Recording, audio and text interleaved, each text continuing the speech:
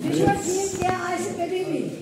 मुझे मैं आपकी बहन हूँ, कभी भी कुछ होगा मेरे डिपार्टमेंट लोगों का कंसर्न जो है अगर ये आज मुझे वो जरूर बताया कोई प्रेस कॉन्फ्रेंस नहीं। मैंने कई बार सोचा कि आपसे बैठ के बात करें, डिस्कस करें गवर्नमेंट के जो अचीवमेंट्स हैं उनके बारे में, लेकिन अल्लाह का शुक्र है कि आज मैं इलाके में थी तो मुझे फिर ख्याल आया कि यहाँ अनंतनाग में बहुत ज़रूरी है जिनको एड्रेस करना वक्त पे बहुत अहम है। आज आप सब जानते हैं कि जो रिजर्वेशन का इशू है वो बहुत सेंसिटिव इशू है और बहुत जो हमारे जवान हैं, जो पढ़े लिखे लोग हैं, वो इस पे बहुत हर तबके फिक्र के लोग जो हैं वो इसको लेके परेशान हैं। आपको याद होगा कि जब उमर अब्दुल्ला साहब की सरकार बनी, जब उमर अब्दुल्ला साहब को लोगों ने एतमाद दिया, लोगों ने वोट दिया, लोगों ने भरोसा दिया और उमर अब्दुल्ला साहब के पास कुछ डेपुटेशन आए जिन्होंने इस खदशात का इजहार किया कि रिजर्वेशन पॉलिसी पे जो है सरकार को गौर करना चाहिए।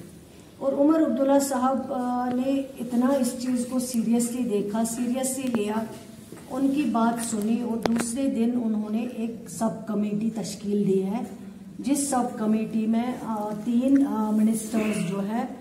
वो इस सब कमेटी में काम कर रहे हैं, वो मीटिंग्स ले रहे हैं, वो बात कर रहे हैं, वो जो डेपुटेशन आ रहे हैं, वो जो हमारे पास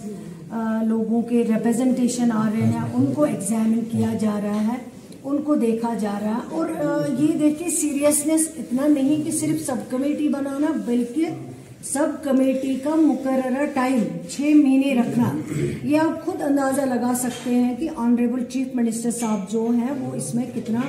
सीरियसली जो है सोच रहे हैं, काम कर रहे हैं। और हमें जो टास्क दिया गया है, हमें हर रोज हर शाम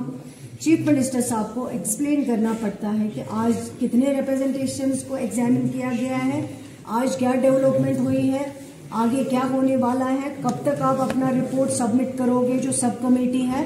तो मैं समझती हूँ कि ये पहली बार हुआ है जब ऑनरेबल चीफ मिनिस्टर साहब ने एक तो सब कमेटी बनाई और सब कमेटी को 6 महीने का टाइम दिया गया है। लेकिन बदकिस्मती ये है कि कुछ पॉलिटिशियन, कुछ लोग जो जिनको मौका चाहिए सरकार को क्रिटिसिज्म करने का, वो हर वक्त इसी आड़ में रहते हैं कि हम क्रिटिसिज्म करें। आपको याद होगा जब असेंबली सेशन चल रहा था, रिजर्वेशन को लेके एक सवाल आया था, जिस इंसान ने ये सवाल दिया था मैं उसका नाम नहीं लूंगी आपके सामने, लेकिन आप शायद समझ जाएंगे, अक्लमंद के लिए इशारा काफी है। इतने सीरियस क्वेश्चन में वो असेंबली में नहीं आए, एब्सेंट रहे। अगर उनको इतना दर्द होता, अगर सही में वाकई में वो सीरियस होते तो इस असेंबली क्वेश्चन में आके हमसे सवाल पूछते,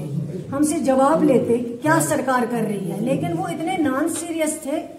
क्वेश्चन लिस्टेड भी हुआ लेकिन वो एब्सेंट रहे, वो असेंबली में नहीं आए। जब एब्सेंट रहे और शाम को वो अपने आप को, उनको लगता है कि सारी दुनिया जो है वो ट्विटर पे हम घुमा सकते हैं, ट्विटर पे हम लोगों को अपनी तरफ राकिब कर सकते हैं। अगर लोग उनकी तरफ होते तो आज उमर अब्दुल्ला साहब को इतनी मेजॉरिटी नहीं होती। शाम को जब निकले एक सवाल ट्वीट किया, कहा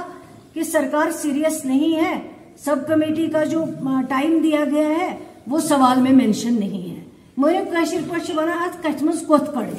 लेकिन जब मैंने उनको ट्वीट किया, मैंने कहा मैं इसको बताना चाहती हूँ कि अगर आप सीरियस थे, अगर आप रिजर्वेशन से रिगार्डिंग सीरियस हो, आप हाउस में प्रेजेंट क्यों नहीं रहे, आप एब्सेंट क्यों रहे? आप आते, हमसे सवाल पूछते, चीफ मिनिस्टर था उनसे सवाल पूछते, कंसर्न मिनिस्टर मैं हूं मुझसे सवाल पूछते, कमेटी के मेंबर्स से सवाल पूछते।